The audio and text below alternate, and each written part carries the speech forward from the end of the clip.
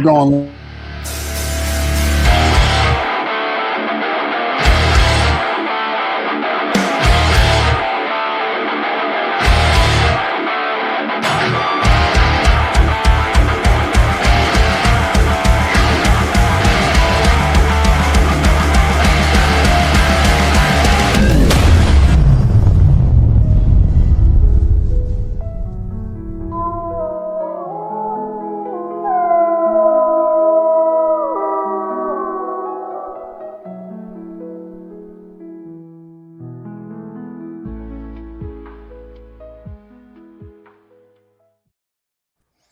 Hello.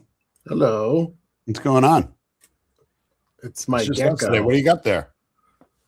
It's like a gecko or something. I don't know. Oh, Geico Gecko. Maybe. Could be. Today's show's not brought to you by Geico Gecko. It is not.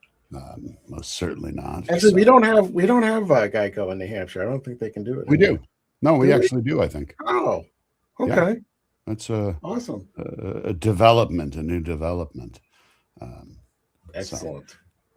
Yeah. What's going on, Peter? Well, Jeff, I think you know full well what's going on. What is going on? So, unfortunately, we were trying to have our good friend Mr. Eric Martindale on today, but not his fault at all. He is stuck somewhere in the Virginias, and He's being held captive. yeah, he's in an underground base somewhere with wrinkly aliens or something. I don't know. What are we're talking today? We went over a kind of a what do we talk about today kind of deal, right? And, yes, we have actually Eric says toothless aliens. Toothless aliens. With weird accents at that.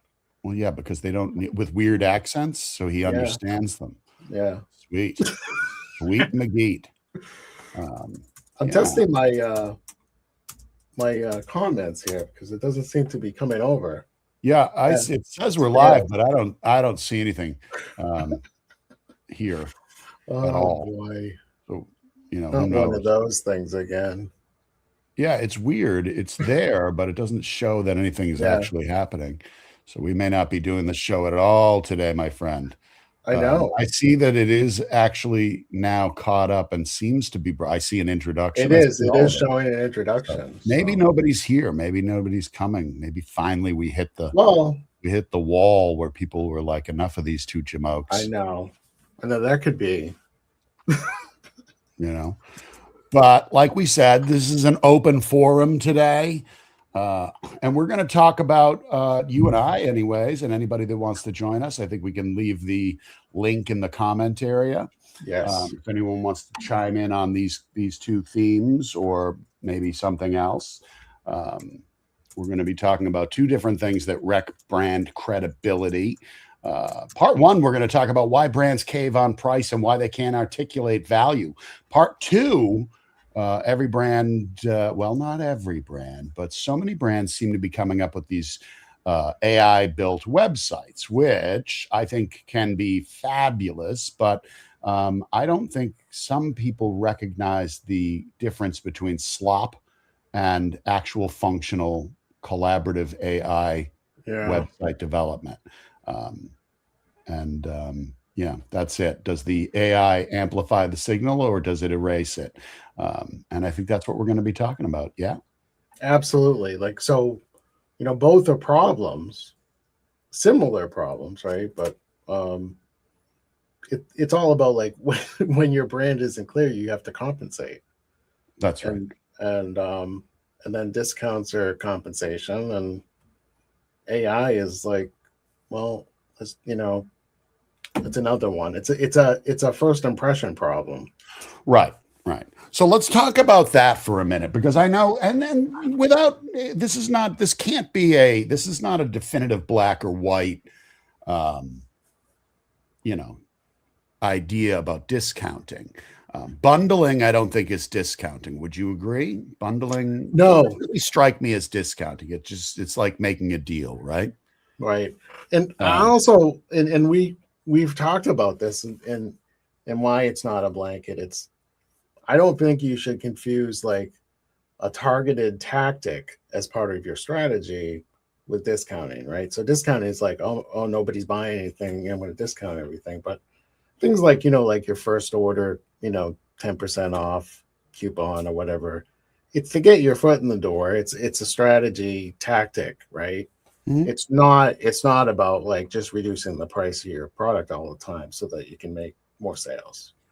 That's right. So I think of it this way, and this is if we were to take our process, which is dig, distill, and amplify, I would say that discounting is a symptom of something else. Discounting, to me, when you hit that wall where your sales are down or flatlined, and you're like, "Well, we got to solve it.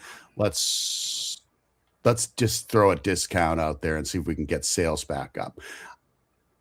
It may, in some cases, that may help, instigate or inspire some sales. But Right. really, discounting is just admitting that you don't have a brand narrative that's actually clear or locked down. Right.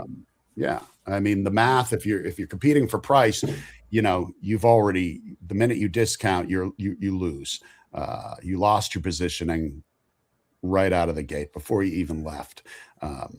Yeah, and our friend Wade Yenny once said, we were talking about this subject, and he's like, yeah, they train you at the grocery store to look for that, 30% off every 2 weeks on an item, and that way you only buy it on those weeks that it's discounted. So you're losing money on the customers that are trained to wait for you to have some sort of a sale, which is kind of funny, right? Because it's like it defeats the purpose of what you're trying to do. And again, that's just a tactic, but it's not what isn't working is what's behind why they're not buying it on a regular basis, regardless of that sale. Right. So I see we've got some folks in the house here. Robert Unger, Richard Moniz, Eric chimed in at some point about the toothless aliens, of course. Welcome, guys. And if you want to come in and join us for a few minutes, Jeff's going to put the link in the comments. So we're talking at the first part of this discussion is about discounting being a symptom, not a strategy. And, I think that what's happening is the signal you give off to consumers is, that we aren't sure of ourselves.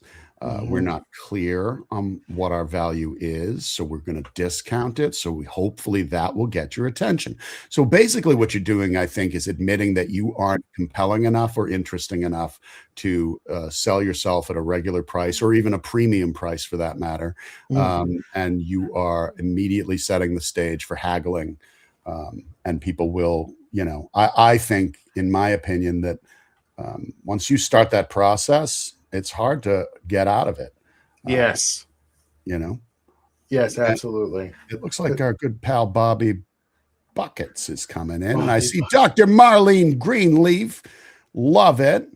Yes. And I love that. Hello, Marlene.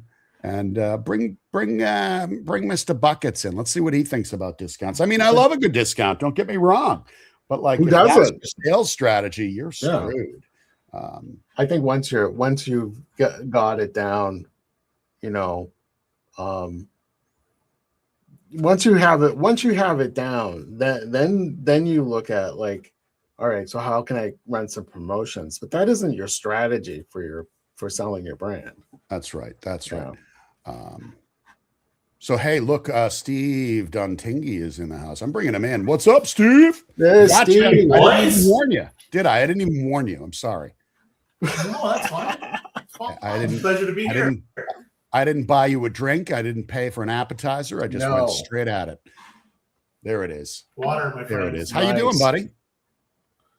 I'm doing well. I'm doing well. Yeah, it's been a busy run, but we're doing well. Yeah. Good. You guys? Good. How's the book sales going? Steady. Consistently steady for not doing much. Amazon won't let me advertise because I say bullshit on the cover. Oh my God. Really? Yeah. It's ridiculous. Huh. Yeah. That's funny. It's Yeah. good to know though that they have such scruples. Yeah, I know, right? Yeah.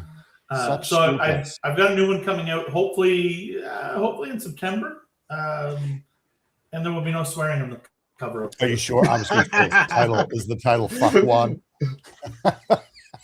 No, the title is going to be "Surrounded by Beautiful Ideas, Quietly Dying." Oh, interesting. Yeah. So I've just, by the way, sorry to interrupt. I'm seeing people are unable to access. yes. I'm not sure access. Well, what. no, I think they're hearing us, but the video is spinning. Oh, okay. I did notice that myself. Yeah, it's frozen on my end too. So just know, peoples, that it isn't Jeff and I. It's the LinkedIn. So Steve, we're talking about, and we're just going to carry forward as if technology's not giving us a big middle finger. Right. We were talking about two things today, but first things up, we're talking about the idea that discounting as a strategy, or discounting being, used as a way to sort of like instigate sales. And we were saying that, to me, I think the first thing I notice about when a brand goes straight to discounting to initiate some sales, it means that they're just their brand value, their brand story, and the signals they're giving off, they're not landing, they're not clear. Would you agree, disagree? What's your overall thought on that? So it's kind of funny because this was a 2-hour conversation with our team yesterday. We just hired a social content beast and a brand manager that are going to be taking care of all this. And one of the questions was, where are our best profits? Where are our margins? What channel does the best? And what kind of discounts can we live off of? And I went, no, that's not what we're going to be. We're going to be a value add company. We want packages. We want contests, VIP, behind the scenes, taste tests, samples. We got a new product coming out. It's being made next week. We haven't even told the world what it is yet. And our newsletter subscribers are going to get first access to that before anybody even knows what it's there. So Nice. we look at it, the fact that once you start discounting, and I mean, the world knows this. If you want to go into Shutterfly and buy something, you go create it, leave it in the checkout, and leave it there for 3 days. And they'll send you an email saying, "Hey, you abandoned your cart. Here's an extra 10% to finish the deal." Right. We're training people for discounts, and that's not a successful way to run your business. So we will do the odd discount here and there, but our goal is to do value adds.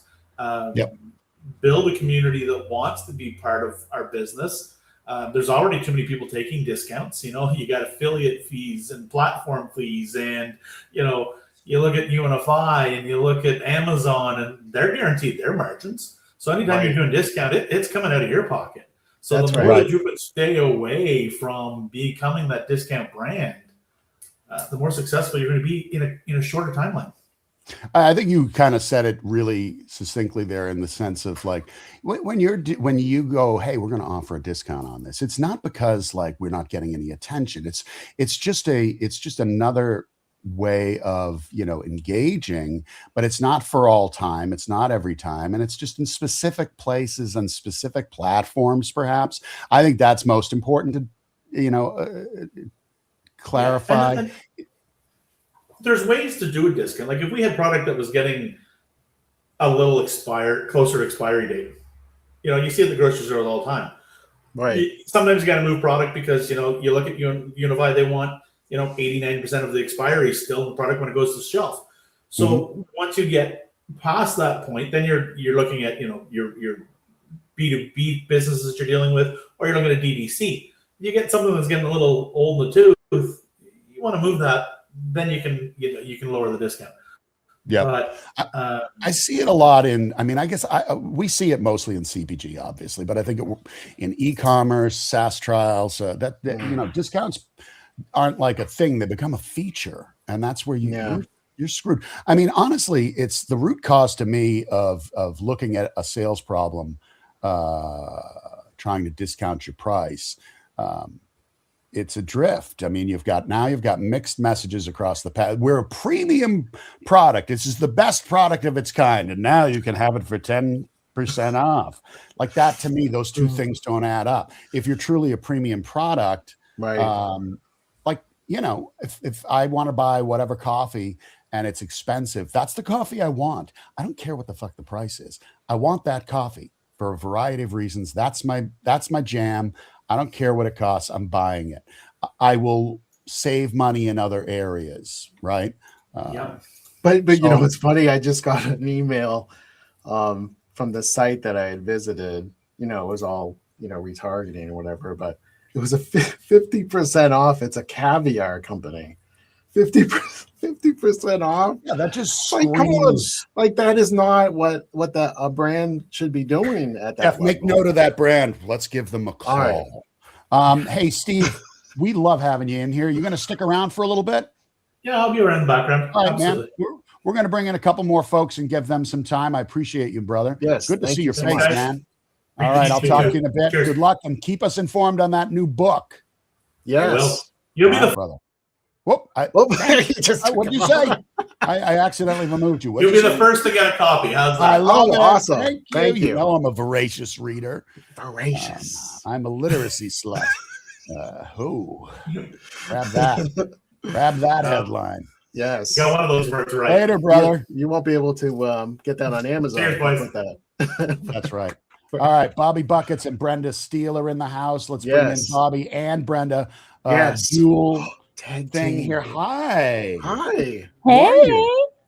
You guys. I Bobby. just Hello. pulled loads for drivers, so I did not know I'd be on camera. That's okay. Oh. No worries, lady. No I like worries. it. Hey, you know, it's I one of also those did not. days here where it's getting hot. It's, So, it's my getting office really is- hot here. I had to turn Isn't my that fan a on. song? It's getting hot in here. I think that is a song, actually.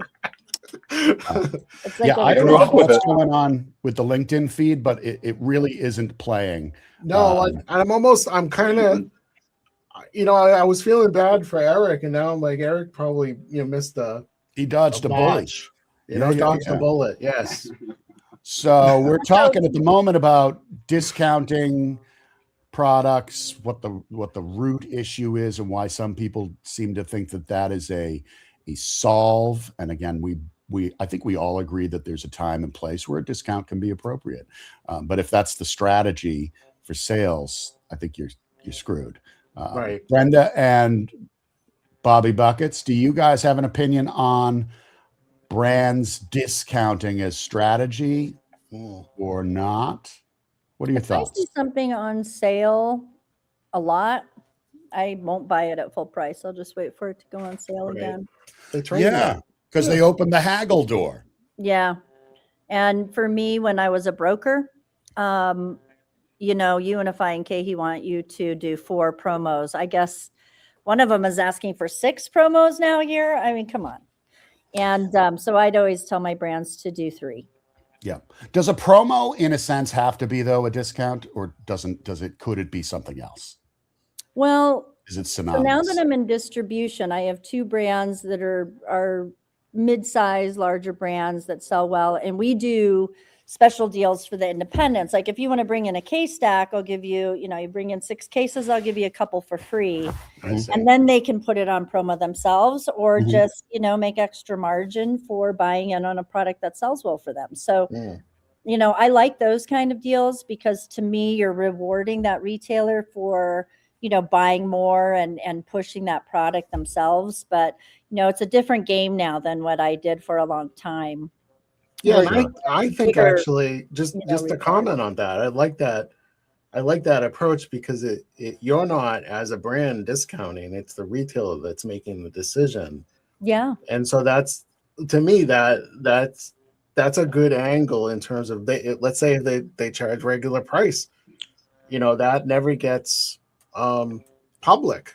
But would the consumer ever realize that? Does the No. consumer know the Yeah, the difference? consumer probably doesn't because, you No. know, I mean, now I'm working with, you know, tons of different types of independent stores, you know, from coffee shops. And I mean, we did tons of stuff, coffee shops, gyms, smoke shops, vape shops, liquor stores, yoga studios. Like you just went down my bodegas. activity list for the day. Yeah, I mean, we're kind of doing a little bit of everything, which has been really fun because, in the natural food business, that's not what I did. But, Right. we have some orders that go out for $40 and then some orders go out for, $2,000. So we just never know. I get you. I But get you. it's been interesting because I'm managing the distribution part of the business now, and a lot of the brands don't want to operate in the same way that they do with a larger distributor, and I'm okay with Yeah. that. Mhm, mhm. I'm okay. Well, what if we, hey, Mr. Unger, what's happening? How are you? Are you doing okay? I'm doing all right. How are you guys? All right. You look like you're in some Fabulous. kind of like den, like the man. It's a man cave. Man, man cave. The man cave. nice. I'm in my. No, seriously, I'm in it my is literally a non-gender man cave. specific cave. I love it. All the Yeah. corners are smooth in here. That's right. So from a consumer side, do you have? Is there a signal? Does it go that far when you see a product discounted, 2-for-1 BOGO?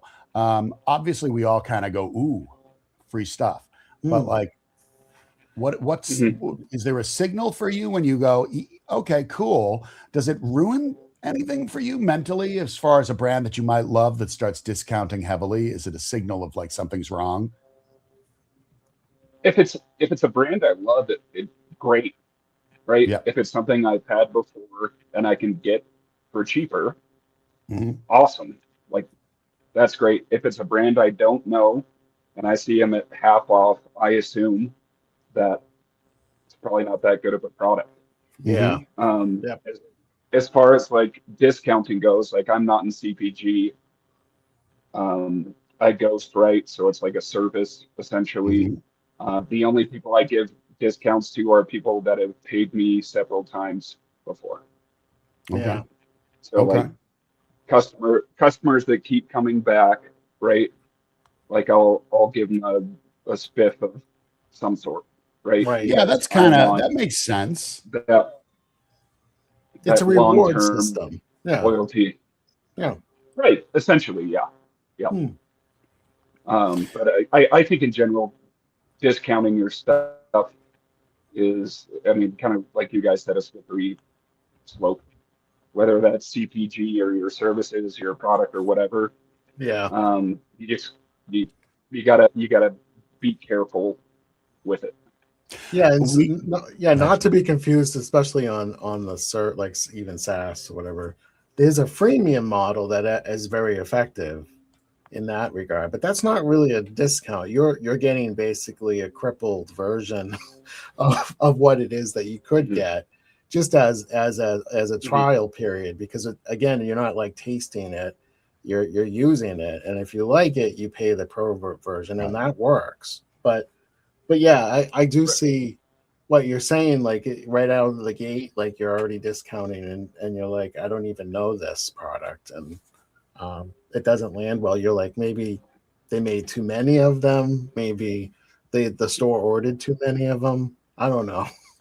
I think a lot of brands also Yeah. get caught in the trap of the quarterly reports. They get targets and then they're forced to deal with that in short-term thinking models, instead of thinking of their overall brand building, we're a premium brand, we're worth every cent that you spend on us. And the one deal I never go in on is like buy one, get one at 50% off. If I needed two, I don't need two of these. I don't need 700 men's health vitamins for men over 50. Yes. I don't. I'll come back and get another bottle when I want it. Yes. Because to me, that's not a deal. That's just, it's almost like an inconvenience, really. Well, yeah, like you were suggesting, Peter, like there's other ways to do things. Maybe it's a limited time, trial pack or something like that, where you can get your foot in the door with a customer, because they can choose maybe the flavor that they like, and then they order the 24 pack next. Mm-hmm.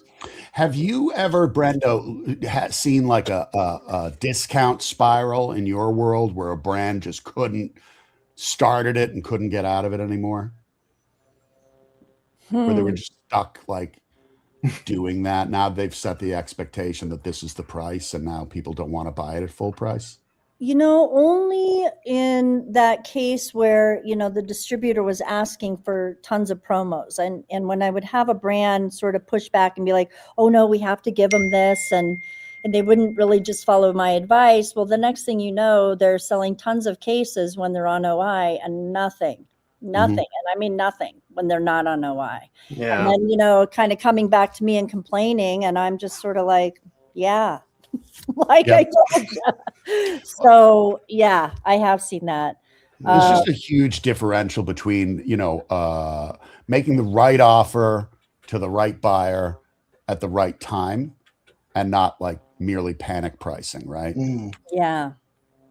But I don't know who on the brand level or in the chain of command of, between the brand itself, the broker, the distributor, where, who ends up ultimately responsible for determining it's time to do that.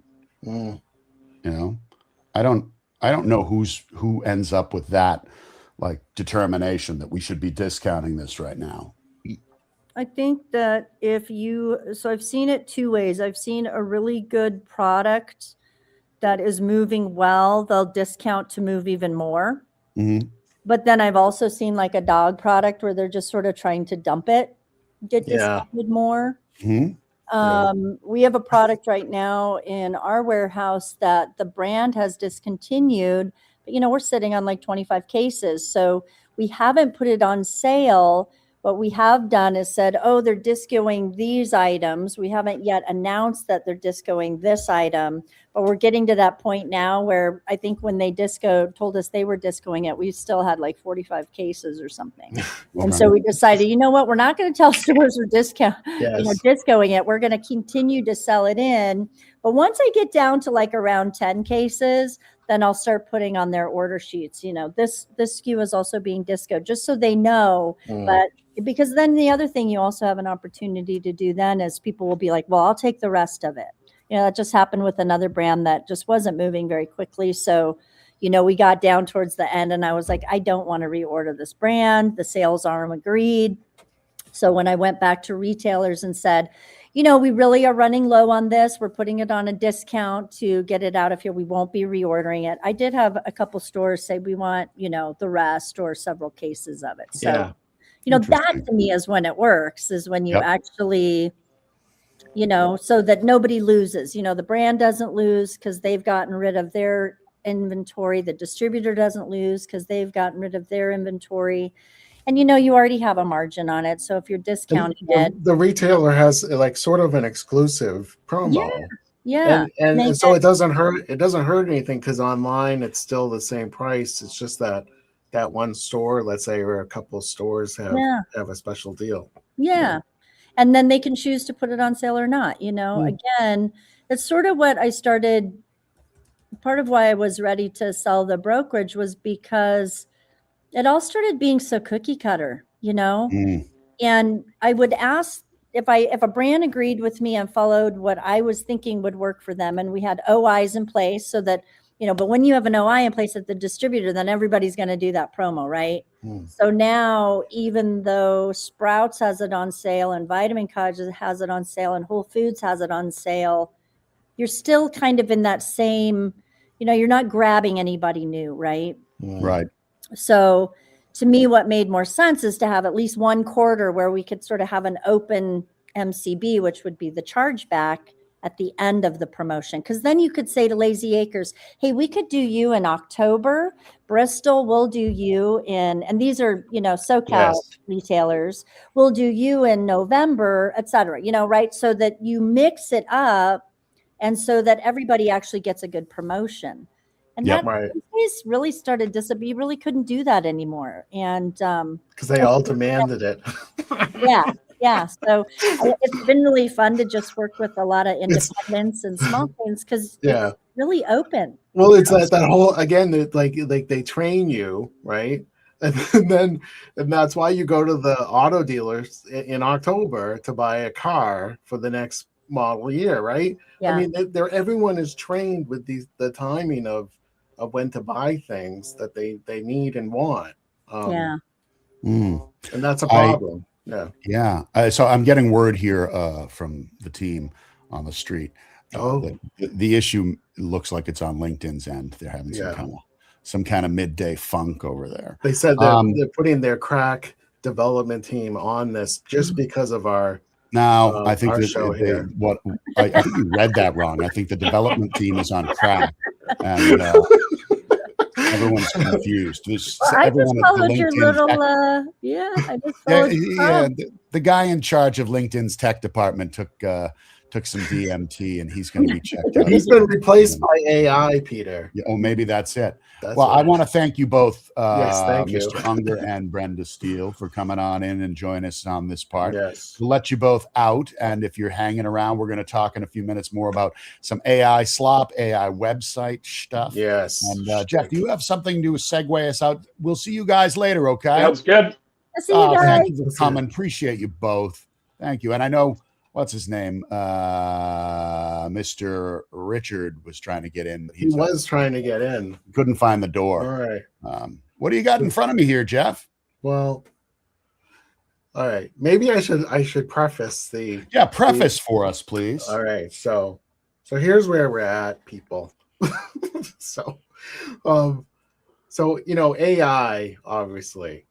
This is what I think. I think we're in that stage, which what I will name the novelty stage, or the novelty phase of AI, where it's new and exciting, it's clever, and we can all do this. We can all take advantage of it. I remember this in the .com days when people were like, I could start my own business online. Do you remember that? And then the bubble burst. But however, so we are already starting to hear the rumble of these tech companies, right? We're hearing it in the news. They're starting to regret that they replaced thousands of jobs with AI. And the reason? It's not quite there yet, and they need those people to actually drive the vehicle, right? It's not on autopilot. You need these talented people to drive the vehicle to make good use of it and actually show a return on investment. So here's where that's where we are, like with AI, I think, right? So what's happening now is that, and the reason why this part of it is like slop. We're going to talk about websites in particular, but this is kind of what's happening now. We're seeing all of this material that's made with AI, and it's clearly you can identify it as such. Absolutely. Right. So it's not like you can't, like, you either see this like this dystopian Blade Runner kind of thing going on, or this is what and you tell me, how do you pronounce this? Is it caramel or caramel? I pronounce it however the hell I want. Well, caramel. I say caramel. See, my daughter goes crazy and will start yelling at me if I say don't say caramel. But I do say caramel sometimes. But you can kind of see where I'm going with this, is that there's this look and quality to AI that I think people are picking up on more and more, and that it's not like this is real, right? They know it's fake. Right. And that's where we're at. We're really at the point where either somebody's just brand new to it, which is still happening, or people are starting to get that fatigue from looking at this stuff, right? It's not clever and new as it was when it was out and we were all making ourselves into little packaged toys and putting up the posts. This example here, Jeff, says to me, it says it's purely AI, and that the human gave up and moved on with their day thinking this is it, the pinnacle, the apex of what I wanted to do. They didn't try any harder. Let me ask you this. Here's how I'm looking at it. And it's funny because I was just on a call with somebody and they said, they were pitching me AI employees. And I was like, I get rid of Jeff. I get rid of Ashley. I get rid of everybody. I'll just fucking gut the thing and have all these bots. Save so and much commands. money. So much money. No, didn't cross my mind at all. In fact, I was like, yeah, I don't give a shit. I'm not interested. But, however, he was saying, could you run a successful business today without a website? And let me ask you that, Jeff. Could you run a successful business without a website? I don't think so. I actually don't think so. So he was kind of making the case and saying, well, you can't run a successful business today without incorporating some kind of integration of AI. I said, I don't agree with you. I think that you still can. Maybe someday we won't. But like my point of this is saying, if I ask AI, if I ask Claude about a recipe and how much salt to put in, it'll tell me. It'll do what, Jeff? It'll go out into the universe and look through all the data points on all the recipes and all of this and all of that. It'll come back with a conclusion and say 1.5, 2 teaspoons of salt for this recipe. Right. Okay. So I make it. I go, I taste it. It's too fucking salty. That's right. Okay. So can I go back to Claude and say, hey, Claude, is this too salty? What's Claude going to do? Nothing. Can't do it. Has no taste buds, has no mouth. It cannot do that. So I keep saying again, AI is not there yet. And perhaps it is, and we just don't know how to use it properly. AI cannot replace human taste, whether it's taste buds or just stylistically aesthetic ideation, creativity, rebelliousness. That's another thing. And nobody wants AI to rebel, but AI can't turn a rebellious turn on you. It just doesn't know how. I mean, so this is what, again, I'm talking about the novelty or the slop phase, right? But here's the good in AI. Let's just start with that before we get into the more bad, right? AI compresses the grunt work, like wireframes, first draft copy, image cleanup, development speed, especially if you wanted some certain functionality that you would have to code by hand. What takes 2 weeks might take just 2 days now, right? That's all great. It's really a great thing. It's worth using, and I love it. Okay. The bad is that it gives everyone almost the same look and feel of a website that they ask it for. And we've seen this already. Like, we look at websites now. We used to look at them and say, oh, that's a Wix. Oh, that's a Squarespace, because I recognize that template. Well, now we're starting to say, oh, that's AI generated, right? We're doing the same thing we did with the pictures because we know what an AI generated website looks like and how it speaks. It's robotic. And you and I have been on both sides of this. But let me ask you, and if anybody can hear us at all, if anybody's even laughed, I don't know. I turned off the LinkedIn feed because it's not doing anything. Yes. I was going to say, what is it? What's your immediate perception when you see one of those purely AI built websites? What does that tell you? What's your gut reaction to seeing that, Jeff? So for myself, there's 2 reactions because I'm looking at it on the front end and then I'm thinking about the back end. The front end, it looks, it has no soul. I don't know how to describe it. You just know. Like a labradoodle. Like when you're just looking in the eyes of an AI generated person, it has no soul, right? But on the back end of it, and that's just a general first impression thing. In the back end of it, I'm thinking this person can't update their site without using AI. There's no back end to this. Yeah. Right? It doesn't build content management systems. It just builds code.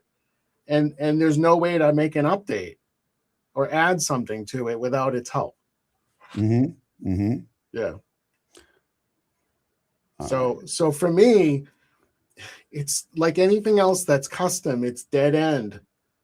We had a discussion with a client recently about building some custom website, especially e-commerce, where you don't have the support of all these third-party developers producing all these great tools that you can add onto your site. Like if you're on a platform like WordPress, the community is gigantic. Right. and the support is gigantic, and the attention to security, holes and things like that is an ongoing basis, and you're Mhm. not getting that with if you slap code from your Chat GPT or Claude onto a website, you're just setting it up for to be hacked. I mean, really, it comes down to that. It doesn't have the it's not going to give you patches every 3 months so that somebody doesn't mess with it. And that's what we're going to start seeing. We're going to start seeing a lot of these AI sites failing, I think, because they're just not updated. They're not able to keep up with whatever the technology improvements are. Right.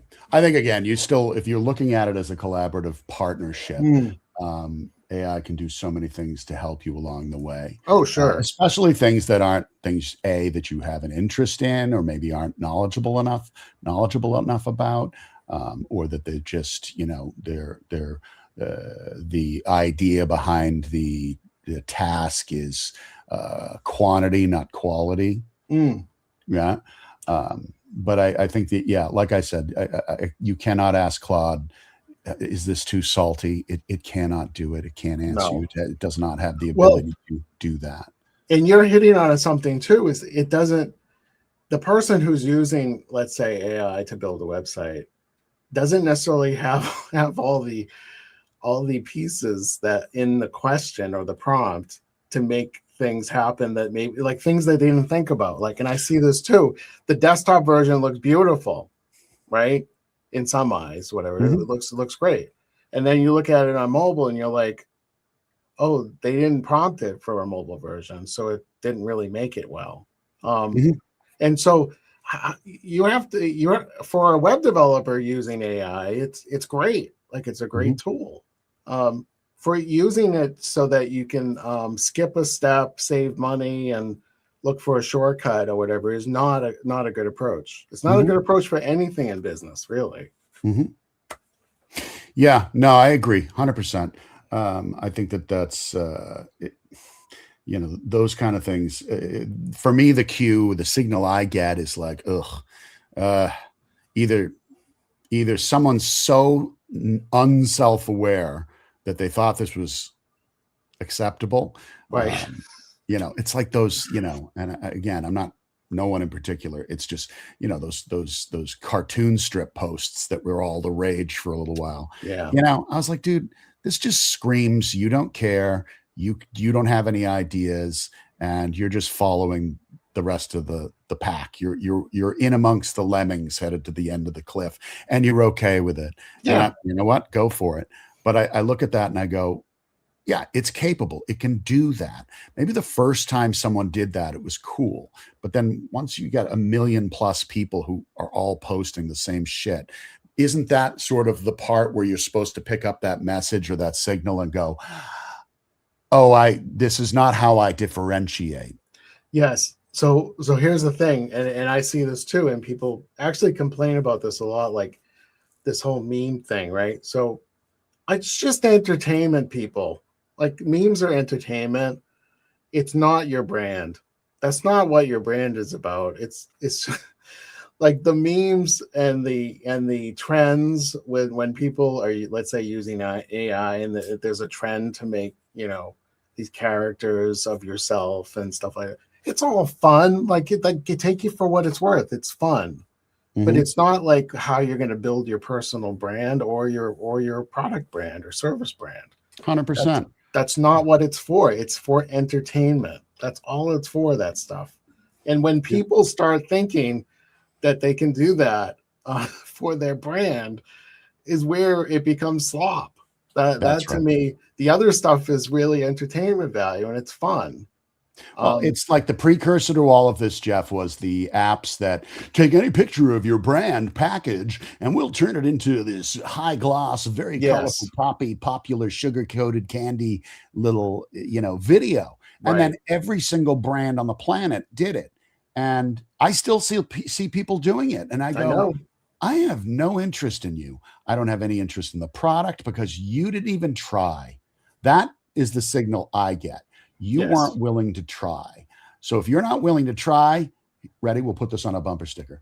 You're not willing to try, I'm not willing to buy.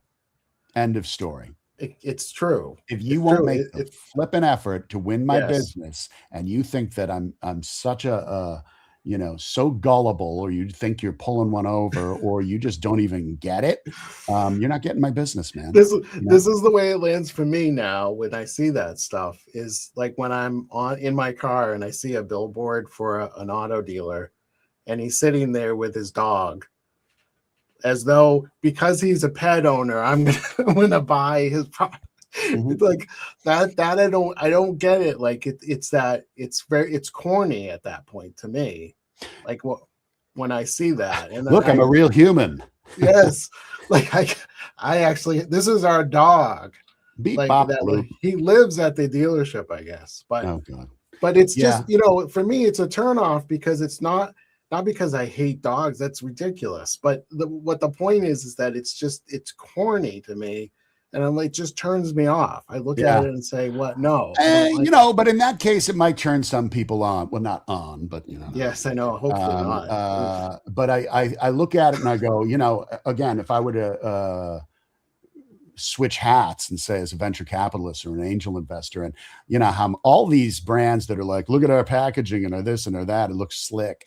And they're in a seed state. You ain't getting anybody's money because all you're doing is doing a shortcut and you look like everybody else. So I know. until somebody figures out how to use that model to actually generate something unique and different, it's going to continue to build up until the floor falls out. I just don't think it's there.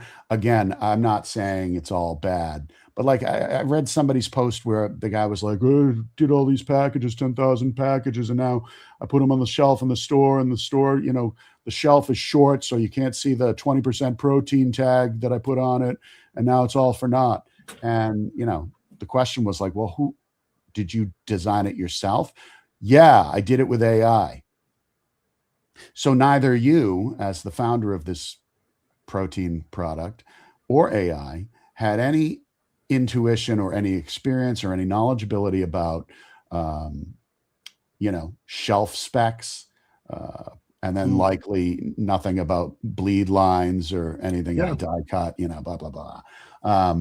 And I go, now you have 10,000 packages that actually don't sell, that actually hide your biggest proof point, your biggest differentiator is now invisible because you cut the corners and did it this way.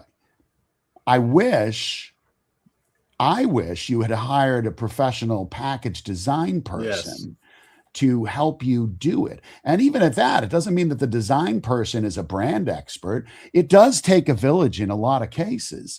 And I'm sorry, but no one, we've gone through the same thing, Jeff. We're a full service agency. No, we're not. No. We are a very specific laser focused agency that has the capability to do a ton of shit, none of which is important until we've done this job first. Right. And that's the difference when you have someone that just wants to do it themselves. I get it. Everything costs money. The economy sucks. And these are dangerous times. I get it. Yeah.